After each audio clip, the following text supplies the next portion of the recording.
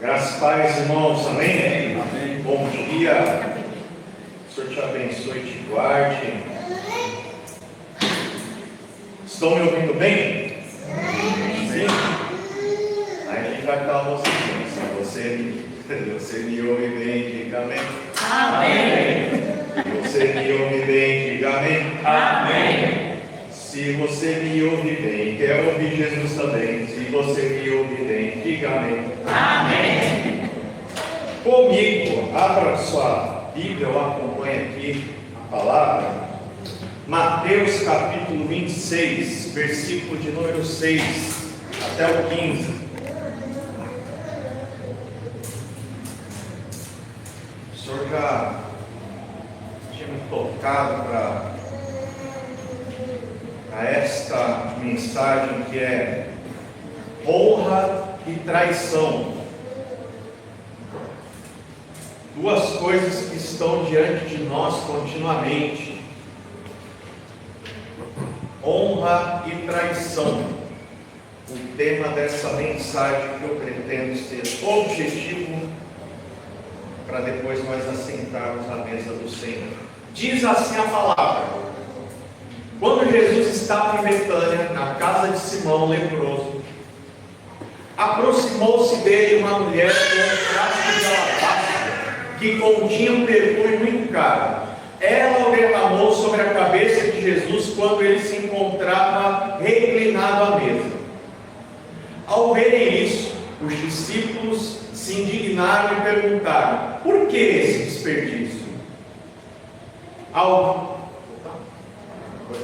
Esse perfume poderia ser vendido por alto preço e o dinheiro ser dado aos pobres. Percebendo isso, Jesus lhes disse: por que vocês estão perturbando essa mulher? Ela praticou uma boa ação para comigo. Pois os pobres vocês sempre terão com vocês, mas a mim nem sempre terão. Quando derramou esse perfume sobre o meu corpo, ela o fez a fim de me preparar para o sepultamento. Em verdade lhes digo que onde quer que este evangelho for anunciado em todo o mundo, também o que ela fez será contado em sua memória. Então, um dos 12, chamado Judas Iscariotes, dirigiu-se aos chefes dos sacerdotes e lhes perguntou: o que me dareis se eu o entregar a vós? Acordaram com ele 30 moedas de prata. Feche seus olhos nesse momento, Pai amado, querido. Agora é o momento, Senhor. Nosso coração já foi preparado através das ministrações anteriores, preparando o caminho para que o Senhor venha falar e gerar em nós, Pai, os frutos que o Senhor espera. Pai, não permita que nada e ninguém, em distração ou coisa alguma, venha roubar, Pai, o que o Senhor já preparou de bênção, de graça, de favor, de resposta, de direção para nós aqui nessa manhã. Continua falando conosco, Pai, porque rendidos já estamos diante do Senhor, em nome de Jesus. Quem crê, diga amém. Amém. Queridos, no capítulo 26 de Mateus, ele vai descrever os momentos que antecedem a crucificação de Jesus. O capítulo 26 vai relatar que havia um clima de conspiração, onde os líderes religiosos judeus procuravam uma maneira de prender e de matar Jesus sem causar revolta popular. Mas aí nós poderíamos pensar algumas coisas. Por que é que a liderança da religião naquela época procuraria matar Jesus? Que mal que Jesus fez? O que Jesus fazia que causava vontade, desejo dessa liderança religiosa por procurar um momento, uma razão para prendê-lo e matá-lo? Jesus, queridos, Ele é o Messias e ele vinha pregando a verdade, e ele vinha também ele vinha denunciando os pecados daquela casta religiosa. Jesus os chamava de hipócritas. Então Jesus incomodava, porque o que Jesus pregava, ele colocava, é como se Jesus colocasse o dedo numa ferida que os fariseus não queriam que ninguém tocasse, mas Jesus fazia questão de denunciar, fazia questão de apontar. Jesus era uma ameaça para a autoridade, para a influência daquela liderança religiosa. Eles viam em Jesus alguém capaz de inutilizá-los. Porque uma vez, irmãos, e isso é encontrado na religiosidade, o religioso, ele ama o poder e a influência. Ele não ama as pessoas, ele ama aquilo que a sua posição é capaz de dar para ele, proporcionar para ele. Uma vez, numa empresa que eu trabalhei, uma multinacional, o presidente da empresa ele foi entrevistado. Eu achei muito interessante tanto a pergunta quanto a resposta que foram dadas para ele. Que perguntaram assim para ele: por que existem pessoas que são escravas do trabalho?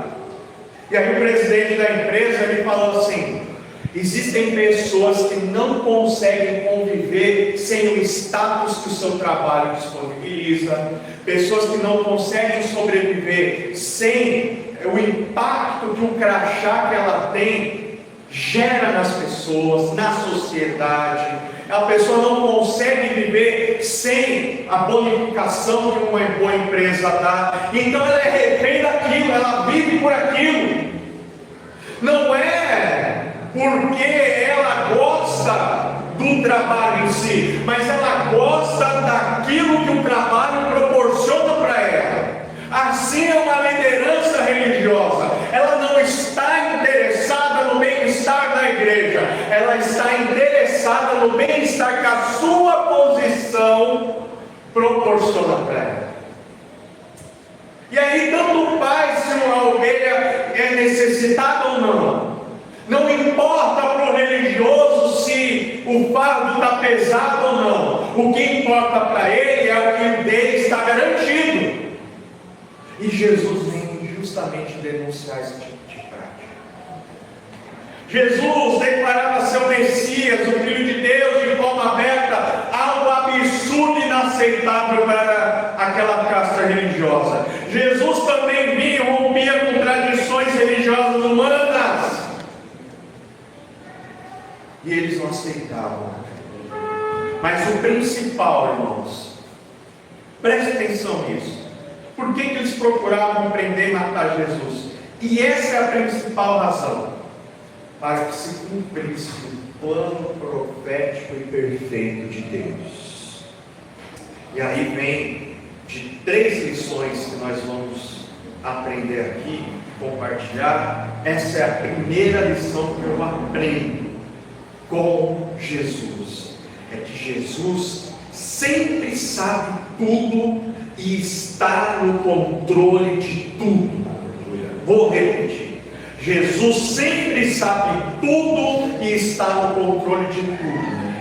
Vamos também meditar aqui, irmãos. Mateus 26, capítulo 26, versículo 1 ao 4 diz assim: tendo dito essas coisas, Jesus disse aos seus discípulos: como vocês sabem, estamos a 2 dias da Páscoa, e o Filho do Homem será entregue para ser crucificado.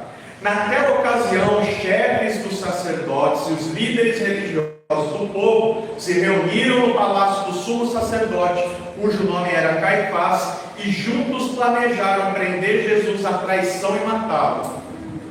Aqui, irmãos, olha só, isso não era uma surpresa. Jesus veio, encarnou, ele abriu mão da sua glória no céu, encarnou em forma humana, andou no nosso meio, sempre sabendo do propósito ao qual ele foi enviado. Jesus sabia que ele iria ser crucificado. Isso não era surpresa, isso não foi o acaso, isso era propósito, isso era o plano de Deus o Pai, desde a eternidade. Jesus concordou com esse plano. Então nós poderíamos pensar assim: poxa, se tinha alguém planejando contra Jesus, Jesus não poderia ter evitado, Jesus não poderia ter saído de cena para não vivenciar essa problemática, essa dor, essa conspiração. Jesus, ele escolheu os 12 filhos, ele escolheu todos os discípulos que iriam andar com ele. E Jesus também escolheu aquele que seria o traidor. Nada, absolutamente nada desse contexto, dessa história, foi algo que Jesus foi surpreendido. Jesus sabia de todas as coisas e estava no controle de tudo. Para nos ensinar uma lição muito forte. Que lição é essa, pastor? Jesus nos ensina que Ele usa o problema para transformá-lo em bênção nas nossas vidas. Vou repetir: Jesus usa os problemas que nos afligem, as dores que sentimos, as aflições que temos, os sofrimentos que nos alcançam, para transformar isso tudo em bênção e para fazer cumprir o plano, desejo e a vontade dele em nós. Aleluia. Porque, queridos, podia haver os fariseus e haviam, podia haver uma conspiração e havia, podia haver um traidor e havia, mas nada disso estava fora do controle do plano de Deus para ser cumprido na pessoa de Jesus. Tudo que eu e você passamos, que nos tira a paz, nos tira a calma, tudo aquilo que tira o nosso sono, tudo aquilo que nos abala, tudo aquilo que nos estremece por dentro, não estremece aquele que se assenta no trono, não abala aquele que está no controle de tudo, não vai pôr medo no coração daquele que é o dono do universo, porque ele sabe perfeitamente usar tudo, usar todos, usar contexto, usar pessoas, usar situações. Ele usa tudo para executar em mim e em você, em quem ele quiser, o seu plano perfeito, o seu plano agradável, o seu plano que venha a ser transformado em bênção nas nossas vidas. Ele ensina isso para nós. Ele ensina isso para nós. Pode nos abalar, mas Ele está na condução, Ele está no controle, Ele está na direção. Oh, pastor, a pior fase da minha vida, bombardeios, doenças, vem aqui notícias ruins. Tudo isso fica calmo, isso fica tranquilo e se permaneça na presença dEle, porque Ele é o Senhor trabalhando para transformar todo esse bombardeio que te atingiu no maior testemunho da sua vida. O Senhor está nos falando aqui nessa manhã que Ele usa a dor para transformar em testemunho. Ele usa a impossibilidade para transformá-la em milagre. Ele usa quem crê nele, Ele usa quem não crê nele, Ele usa contexto, Ele usa confusão, Ele usa tudo, Ele usa todos, Ele usa todas as circunstâncias para concluir e executar o plano de Deus. Olha para o irmão que está do seu lado e fala assim, com fé, fala assim, e com alegria: não há Deus como nosso Deus. Mas fala de novo: não há Deus como nosso Deus. A segunda lição que eu aprendo aqui é que nós devemos honrar a Jesus. Mateus capítulo 26, os versos do 6 a 9 vai dizer: estando Jesus em Betânia, na casa de Simão o leproso, Aproximou-se dele uma mulher com um frasco de alabastro, contendo um perfume muito caro. Ela o derramou sobre a cabeça de Jesus quando ele se encontrava reclinado à mesa. Os discípulos, ao verem isso, ficaram indignados e perguntaram: por que esse desperdício? Esse perfume poderia ser vendido por alto preço e o dinheiro dado aos pobres. Por que aquela mulher fez isso? Pergunto para vocês. Por que derramar algo tão caro, importante, precioso sobre a cabeça de Jesus? Não poderia ter sido algo mais baratinho, algo mais em conta? Não poderia ter sido algo simples? 5 razões para esta mulher ter feito o que fez. Primeira razão que ela derrama algo extremamente raro, importante sobre Jesus é o ato de adoração a Jesus. O perfume era extremamente valioso e derramá-lo sobre Jesus representava devoção profunda, amor e reconhecimento de sua dignidade. Ou seja, para aquela mulher, ela via na pessoa de Jesus alguém de ser digno para ser derramado o mais caro perfume. Na cultura da época, perfumes caros eram usados para honrar reis, hóspedes importantes ou pessoas muito estimadas. Só dá o melhor que temos quando você reconhece o valor da pessoa para quem você está entregando. Hoje é Dia das Mães, tem pessoas que só vão lembrar hoje, nesta data, que é a da importância da mãe, ou só vão lembrar da importância da mãe muitas vezes quando ela não está mais presente. Cada vida importa, cada vida é importante. A mãe, um pai, nós não somos capazes de precificar, dar preço, dar valor à vida de uma mãe, de um pai, de um irmão, de um amigo, porque são pessoas valiosas, preciosas, estimadas. Então aquela mulher, quando vê Jesus, pode notar, ela não derrama em outro, ela vai em Jesus. Ela entende. Eu sei quem Ele é. Eu sei quem Ele é. Ele é digno de ser adorado. Ela vai tornando um bom perfume sobre o mestre. Segunda razão desta mulher fazer isso: expressão de fé e reconhecimento de que Jesus é o Messias.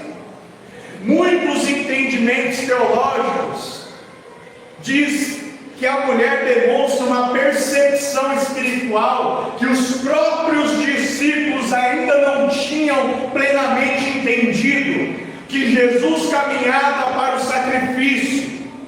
Jesus ali, este é o Marcos, capítulo 26 de Mateus, é onde começa, entre aspas, abre aspas, o fim do ministério terreno de Jesus, fecha aspas. Na verdade, o ministério terreno de Jesus nunca terminou, aleluia, porque mesmo com a ausência do seu corpo humano aqui no nosso meio, a presença do teu Espírito Santo passeia no nosso meio. Então o ministério de Jesus continua reverberando vivo, forte, poderoso sobre a igreja, curando, libertando, transformando, ressuscitando, levantando o caído, dando força àquele que não tem nenhum vigor, porque é o poder dele que opera em nós. Aleluia.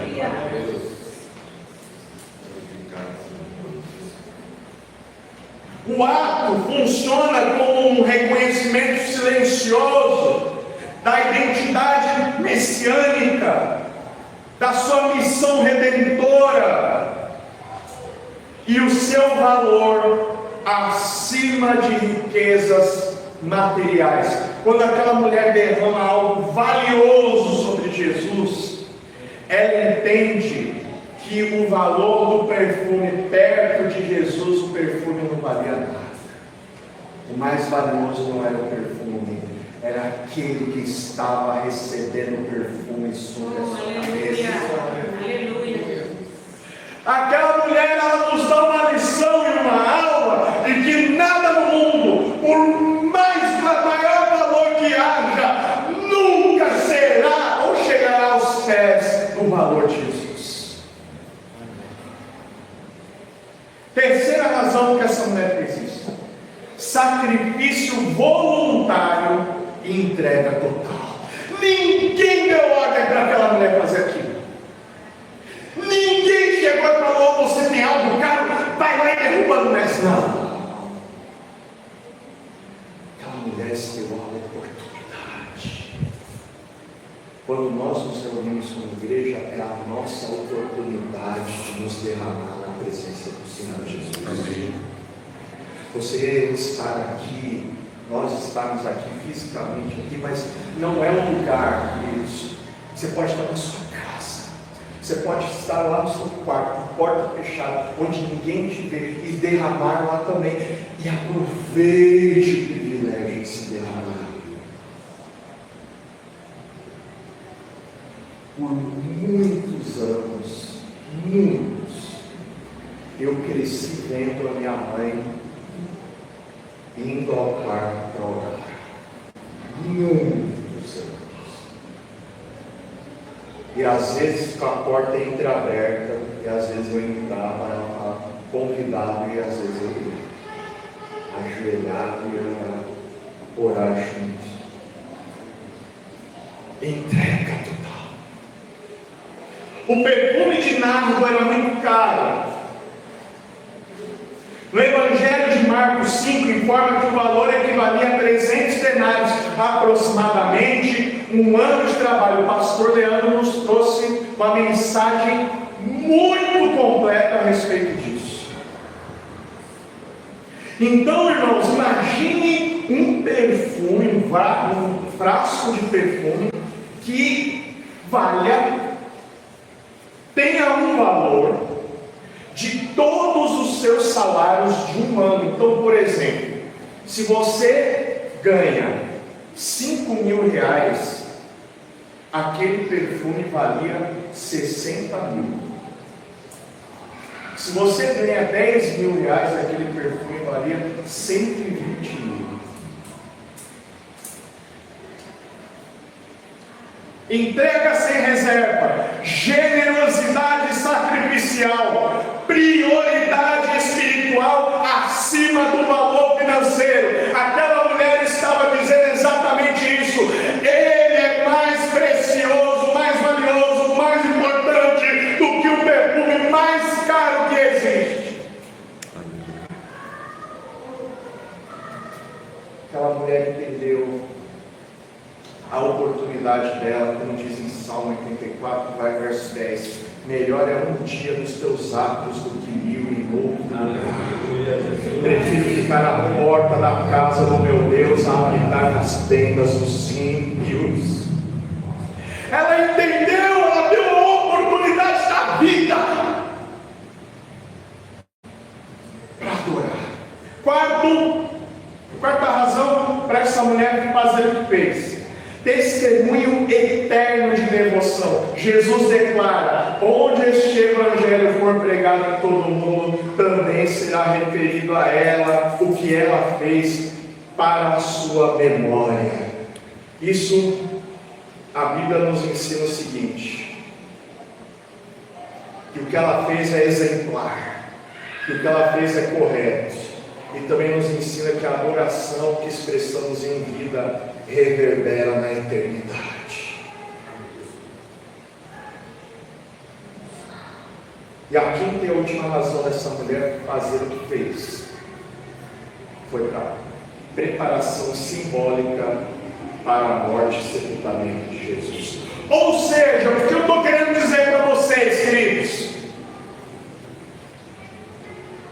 Jesus ir se entregar na cruz, por mais que houvesse um movimento, uma conspiração, um traidor infiltrado, Jesus sabia de tudo, e estava tudo certo, estava tudo conforme o plano, estava tudo conforme o alinhamento entre Jesus e Deus o Pai. Era isso mesmo, é desse jeito mesmo, mas Jesus só vai sofrer, é isso mesmo. Jesus, vão te humilhar, cuspir no Senhor, escopetear, vão colocar uma cruz pesada nos seus ombros, só não vai ser capaz de carregar o tamanho peso, é isso mesmo. Mas Jesus, não dá para tirar o Senhor de cena, colocá-lo no deserto onde ninguém possa alcançá-lo, é isso mesmo.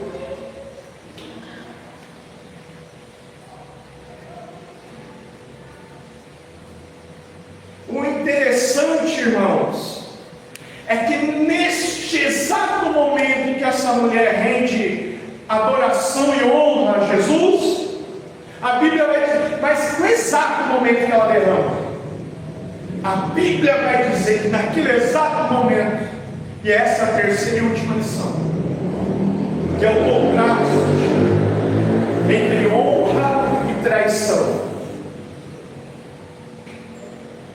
A Bíblia vai dizer em Mateus capítulo 26, versículo 14 e 15: então um dos 12, chamado Judas Iscariotes, no exato momento que Jesus era honrado, ungido com aquele perfume caríssimo e maravilhoso, dirigiu-se aos chefes dos sacerdotes e lhes perguntou: o que me darão se eu o entregar a vocês?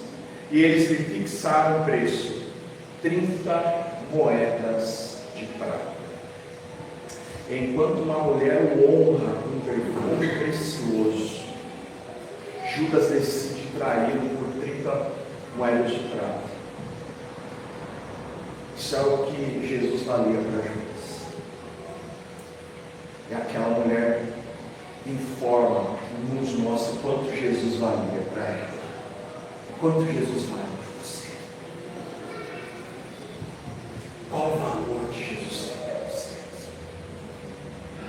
Não vai ser o seu lado que vai responder isso. Vai ser a sua vida que vai responder quanto Jesus vale para você. É o seu testemunho de vida. São suas decisões diárias que vão dizer, que vão precificar. E eu digo mais, queridos, a importância, o preço que Jesus e a prioridade que Jesus tem para você é algo que a sua vida diz sem você abrir a boca, que os outros vão perceber também ao seu entorno. Eu sou pai, eu sei que se eu não demonstrar o quão importante Jesus é na minha vida, meus filhos estão me vendo, eles estão me observando assim como eu observei a minha mãe, eles estão observando como esponjas, eles estão absorvendo, e aqui fazemos a mesma coisa na igreja, nos reunimos para ouvir a palavra, para aprendermos do bom mestre, como fazer, o que decidir, o que é importante para nós. Agora, você vai manifestar e exercitar a sua fé quando você está aqui dentro? Não! Por quê? Porque aqui todo o ambiente colabora para a sua fé. Veja só, nós nos arrumamos para estar aqui. Aqui há um ambiente harmônico. Ninguém está provocando ninguém aqui. Ninguém está sendo levado a sair da zona de conforto aqui agora. Isso vai ser uma verdade quando o culto terminar. Na verdade, o culto inicia quando este aqui termina. Porque é quando você passa por essa porta saindo, que você vai se deparar de novo para chegar na sua casa com o seu problema, com a sua dívida, com aquela questão mal resolvida, com aquela lembrança que te fere, com um contexto que não era o que você gostaria de vivenciar. É lá, não é aqui. Aqui está tudo certo, as cadeiras estão organizadas, tudo pronto para nos receber. Aqui falar que é crente, cantar os louvores como quiser, é fácil. Vamos ver como que vocês são. E quando eu digo vocês, eu estou junto no meio, como nós somos lá fora. Lá sim, lá vamos provocar, lá vão fazer de tudo, nos bombardear, nos criticar, vão bater de frente conosco. Mas é com a nossa vida que nós vamos dizer e pregar para o mundo que nos assiste qual é o lugar de privilégio, de honra e de apreço que Jesus tem nas nossas vidas. Não é aqui, é lá.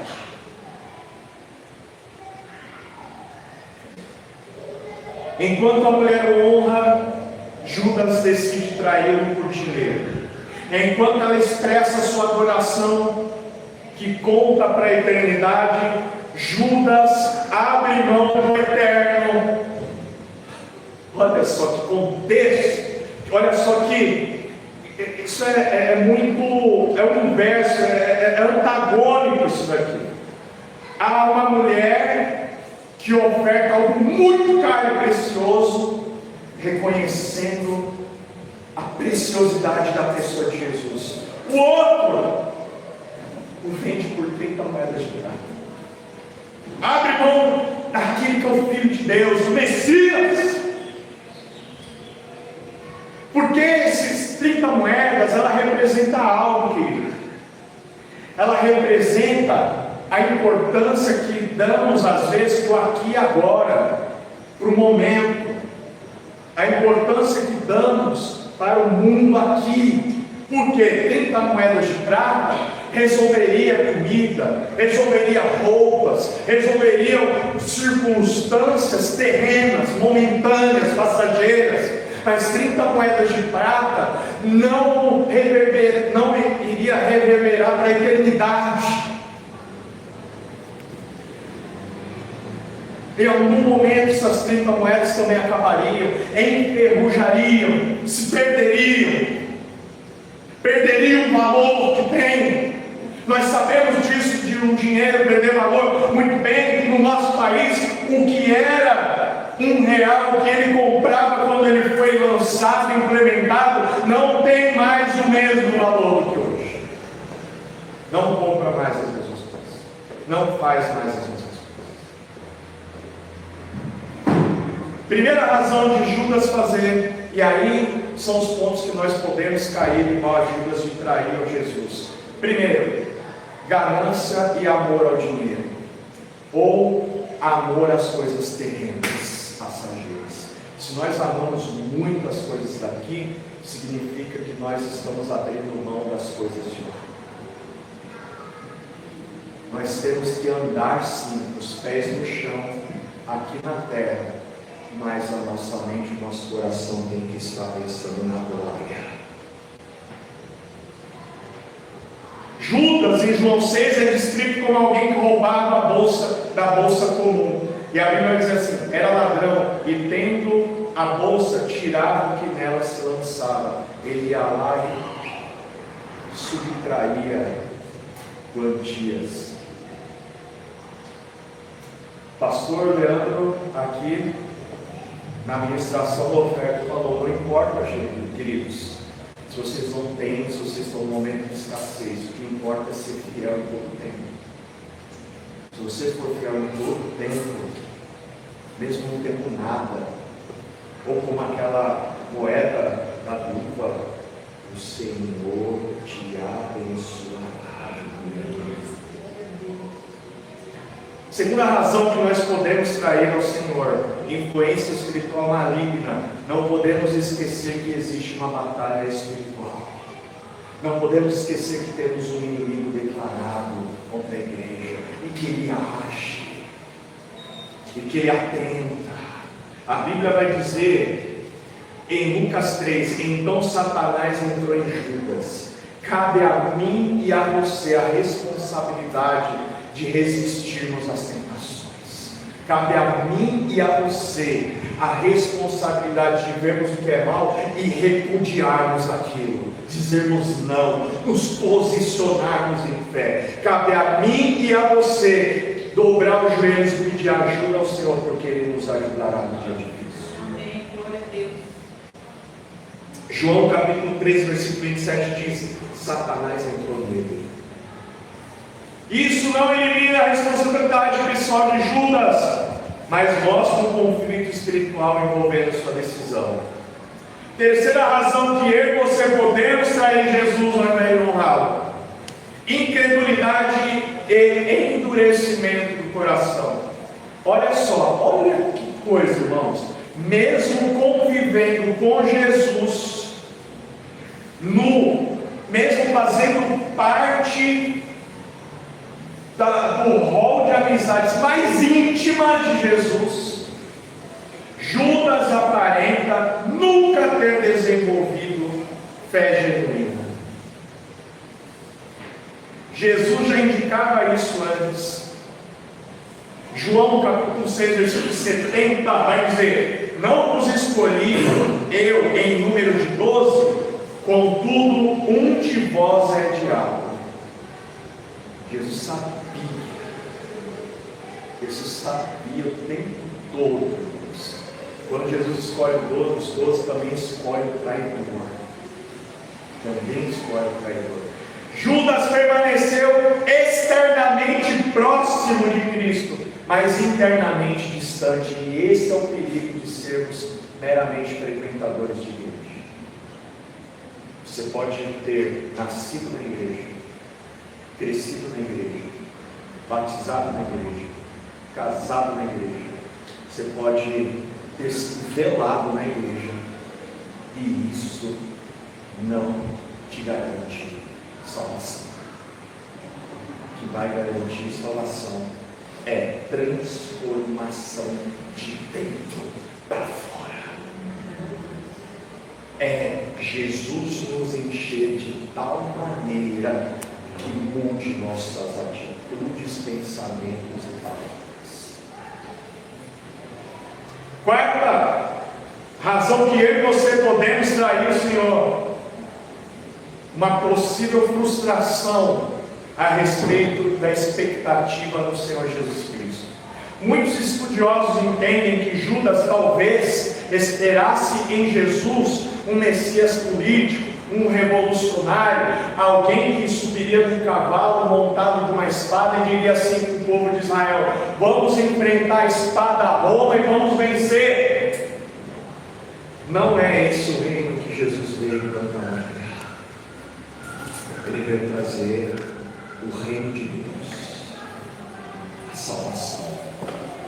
Ele veio pegar a mim e a você.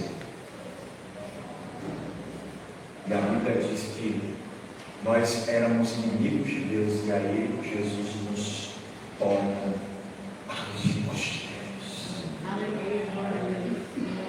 É como Jesus nos pegasse e falasse: Pai, perdoa-os, eles são o seu povo. E dissesse para nós: povo, desperta, porque Ele é o vosso Deus. Aleluia.